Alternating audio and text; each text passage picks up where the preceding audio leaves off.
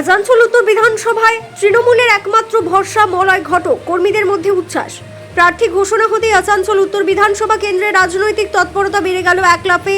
তৃণমূল কংগ্রেসের তরফে এই কেন্দ্রে প্রার্থী করা হয়েছে প্রবীণ নেতা মলয় ঘটককে। দলের এই সিদ্ধান্ত ঘিরে ইতিমধ্যেই জোর চর্চা শুরু হয়েছে রাজনৈতিক মহলে।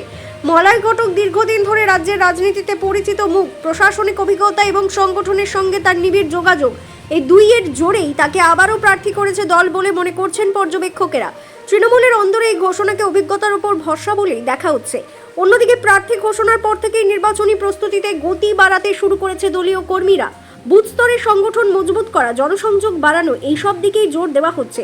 সব মিলিয়ে আসানসোল উত্তরে মলয় ঘটককে প্রার্থী করে তৃণমূল যে লড়াইকে গুরুত্ব দিয়েছে তা স্পষ্ট। এখন নজরে এই অভিজ্ঞতা সমীকরণ ভোটের ফলাফলে কতটা প্রভাব ফেলে। নমস্কার।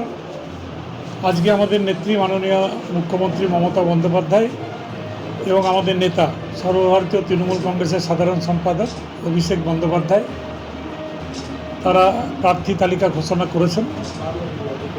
294টা আসনের মধ্যে 291টা আসনে তৃণমূল কংগ্রেস প্রতিদ্বন্দ্বিতা করবেন বলে তারা জানিয়েছেন এবং কোন কেন্দ্রে কে লড়বেন, কোন কেন্দ্রে কে প্রার্থী হবেন সেই নামগুলো তিনি ঘোষণা করেছেন।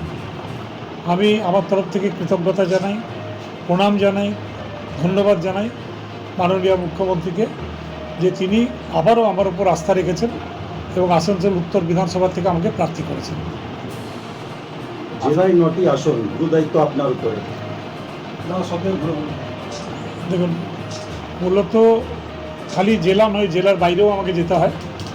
তো তৃণমূল কংগ্রেসের যারা প্রার্থী হয়েছেন, আমাদের যারা উচ্চ নেতৃত্ব আছেন, সেখান থেকে যা নির্দেশ দেবে আমরা সেই মতোই কাজ করব। আমাকে যদি আজকে বলে পুরুলিয়া যেতে, আমি নিশ্চয়ই পুরুলিয়া যাব। আমাকে যদি বলেন বাঁকুড়া যেতে, আমি নিশ্চয়ই বাঁকুড়া যাব। আমাকে যদি বলে পূর্ব বর্ধমান যেতে, সেখানেও যাব। বীরভূম যেতে বললে বীরভূম, উত্তরবঙ্গে যেতে বললে উত্তরবঙ্গেও যাব। নিজের জেলা তো আছেই। কুলটিতে আপনার ভাই অভিজিৎ ঘটকই প্রার্থী হয়েছে, বাড়তি দায়িত্ব আপনার উপরে, কীভাবে এটাকে ম্যানেজ? দেখুন, আমাদের জেলাতে 9টা কেন্দ্র আছে। 9টা কেন্দ্রের যা দায়িত্ব, কুলটির দায়িত্ব একই। ভাই বলে তার কোনো স্পেশাল দায়িত্ব হতে পারে না। সেও একটা তৃণমূল কংগ্রেসের প্রার্থী, সেও প্রতিদ্বন্দ্বিতা করছে। আমার পাশে আসানসোল দক্ষিণে তাপসদা প্রতিদ্বন্দ্বিতা করছেন, আরেকদিকে বিধান উপাধ্যায় প্রতিদ্বন্দ্বিতা করছেন। তো তৃণমূল কংগ্রেসের যতজন প্রার্থী হয়েছেন সবারই ক্ষেত্রে যা দায়িত্ব, কুলটির ক্ষেত্রেও সেই দায়িত্ব। এটা কি মনে করছেন জেলাতে নয় তৃণমূল এবার নেবে?